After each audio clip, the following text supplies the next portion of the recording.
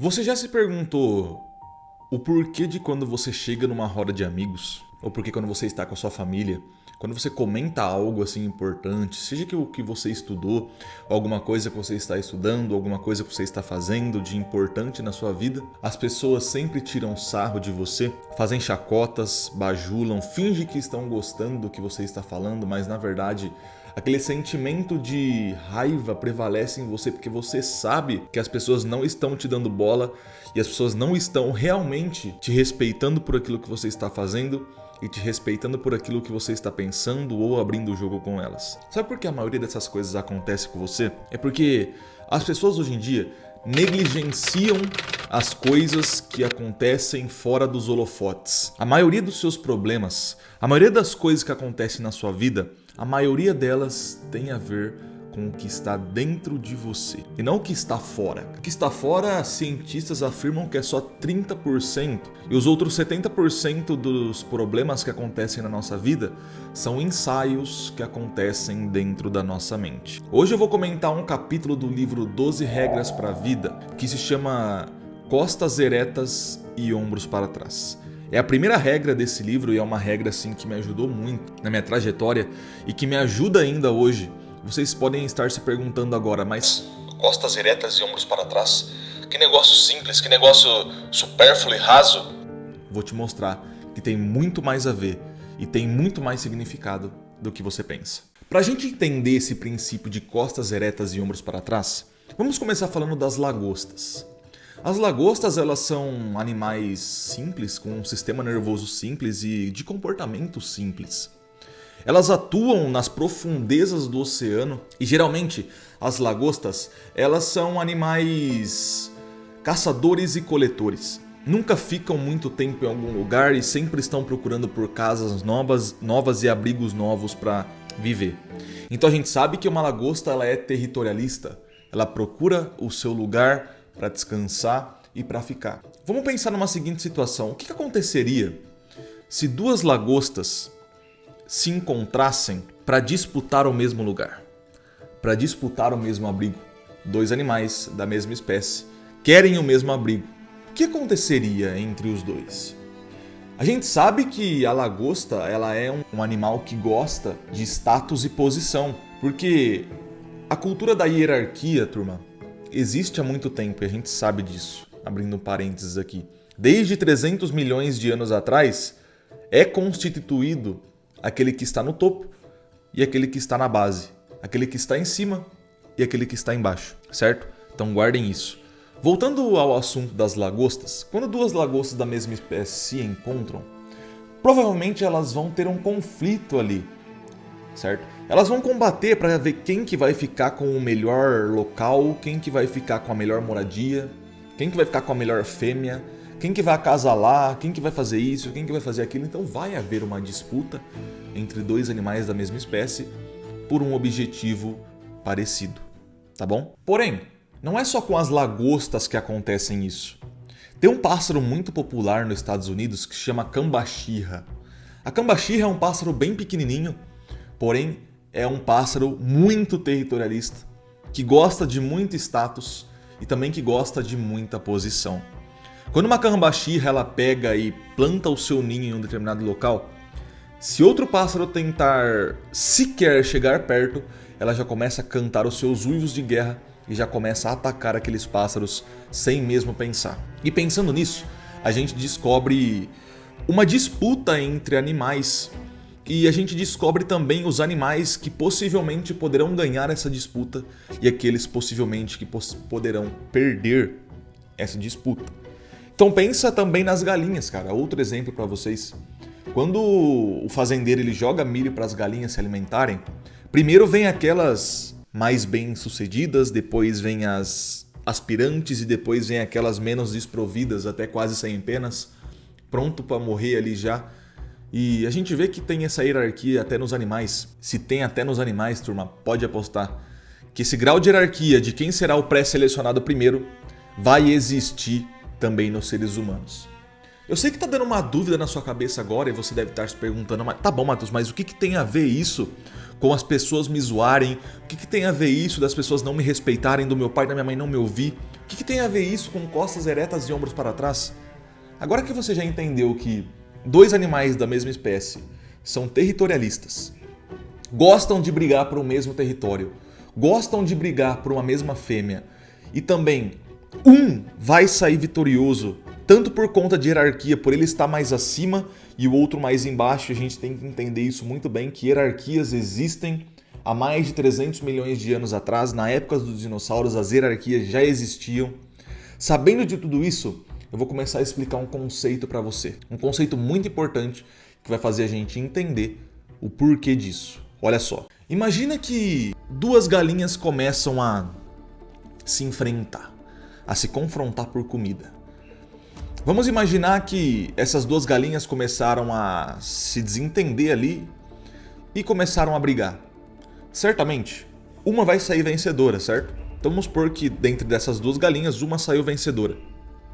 Porém, a gente sabe que essa galinha vencedora, ela vai sofrer danos significativos.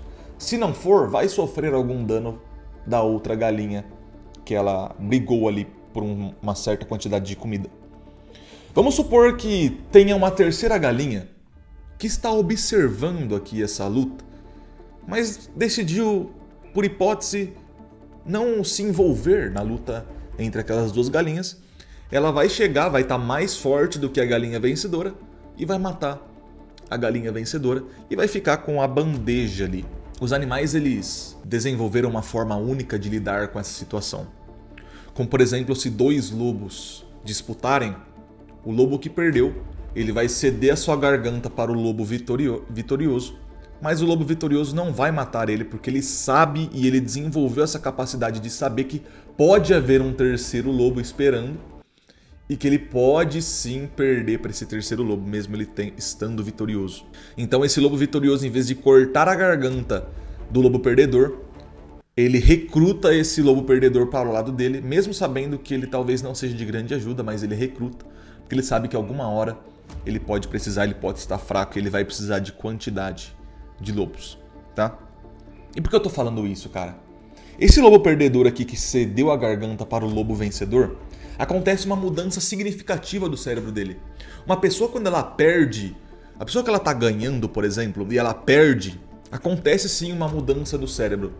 Uma pessoa que é no topo da dominância da hierarquia dos animais, por exemplo, quando ela perde, ela vira automaticamente um cérebro de subordinado, cara. Automaticamente ela respeita aquele que ganhou e ela vira um cérebro de subordinado. Quando uma lagosta que está combatendo com outra lagosta perde, ela cede a sua posição a outra lagosta. E a gente sabe que na vida não é diferente, não é mesmo? Quando a gente está numa maratona de corrida, por exemplo, e a gente perde essa maratona de corrida, a gente automaticamente cede o primeiro lugar para o vencedor e a gente fica com o segundo lugar, ou com o terceiro, ou com o quarto, porque a gente sabe que o primeiro lugar já não nos pertence mais. A gente perdeu. E a gente tem que ter a humildade de saber que a gente perdeu, assim como os animais fazem também. E essa mudança no cérebro de ganhador para subordinado acontece. E se chama neuroquímica do sucesso e da derrota. Eu vou explicar para vocês o que significa isso. A neuroquímica do fracasso e do sucesso tem muito a ver com dois neurotransmissores que é liberado no cérebro, cara. Na parte mais baixa ali do cérebro, que é a serotonina e a octopamina. Teve um vídeo aqui no canal que eu comentei sobre serotonina e octopamina. O vídeo sobre o Monk Mode tá aqui no card se você quiser assistir, tá bom? Lá eu comentei meio por cima, mas aqui eu vou dar mais uma aprofundada, tá?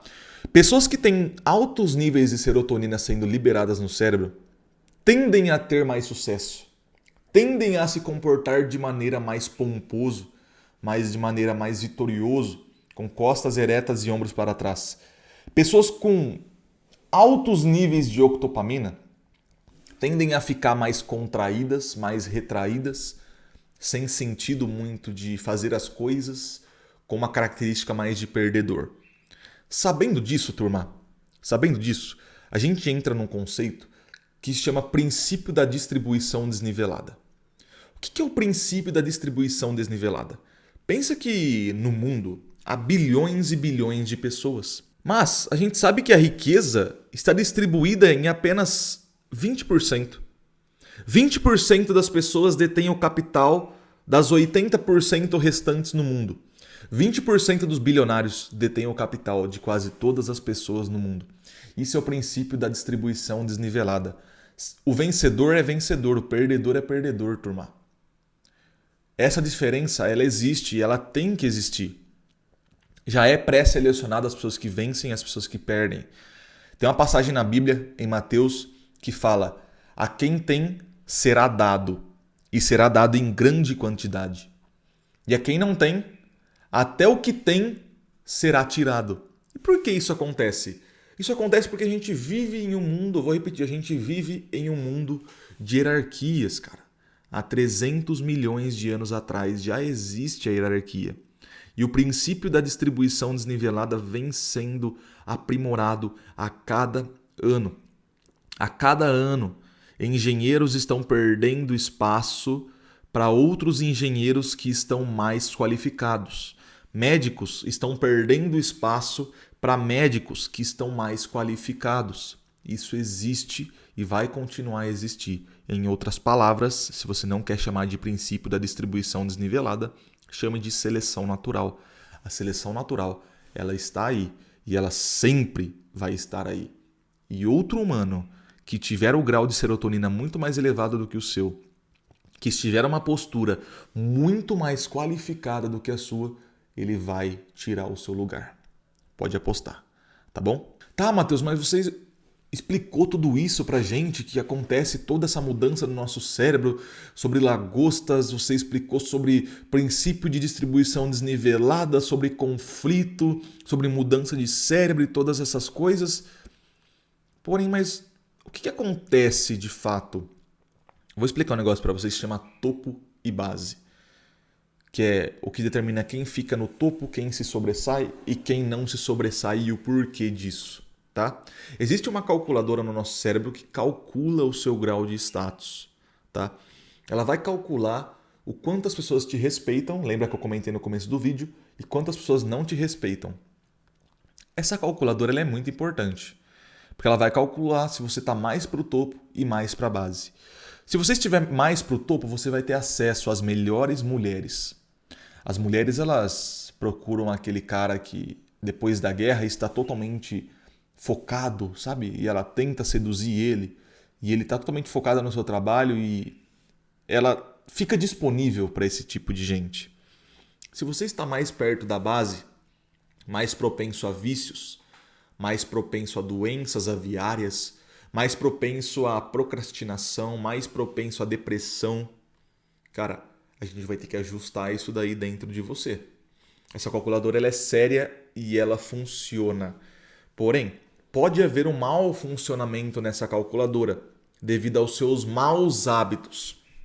Falta de sono, alimentação ruim, falta de exercícios físicos, falta de exercitar a sua mente, falta de motivação, falta de foco. Tudo isso pode impedir que a sua calculadora funcione bem e automaticamente ela vai elevar os níveis de octopamina no seu sangue, tá bom? Agora, eu vou te dar a solução para que você se sobressaia na hierarquia de dominância, para que você seja uma pessoa com altos níveis de serotonina sendo produzidos automaticamente no seu cérebro e com baixos níveis de octopamina sendo produzidos no seu cérebro.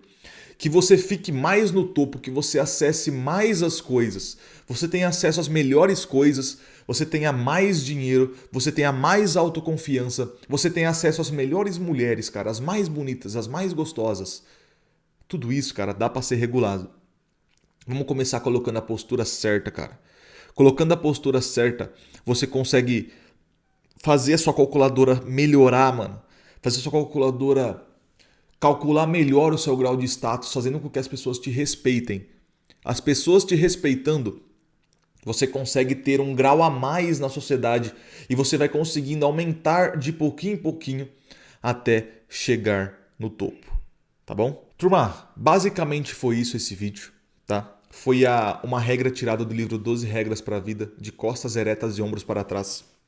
Eu tive que dar toda essa explicação citando lagostas, citando pássaros, lobos níveis de dominância, conflito, falar de neuroquímica do fracasso e da derrota, distribuição desnivelada. Tive que falar toda essa bagagem para você entender que há sim uma mudança significativa dentro do seu corpo e que as pessoas não olham isso. As pessoas não fazem ideia de que tem uma calculadora que calcula o seu nível de status. E talvez pelos seus maus hábitos ela não está calculando corretamente e ela está te dando poucos níveis de serotonina, e esses poucos níveis de serotonina, cara, um neurotransmissor essencial, e você está tendo pouco disso e isso está deixando você para baixo, retraído, sem postura, e você não sabia disso. Agora você sabe e você consegue aplicar na sua vida agora, já de imediato, cara, trocando maus hábitos por bons hábitos. Tá bom? Espero que você tenha gostado. Se você não tem ainda esse livro e queira ler, tô deixando o link aqui na descrição, é só clicar e você vai cair. O livro é baratinho e vai mudar significativamente a sua vida, tá bom?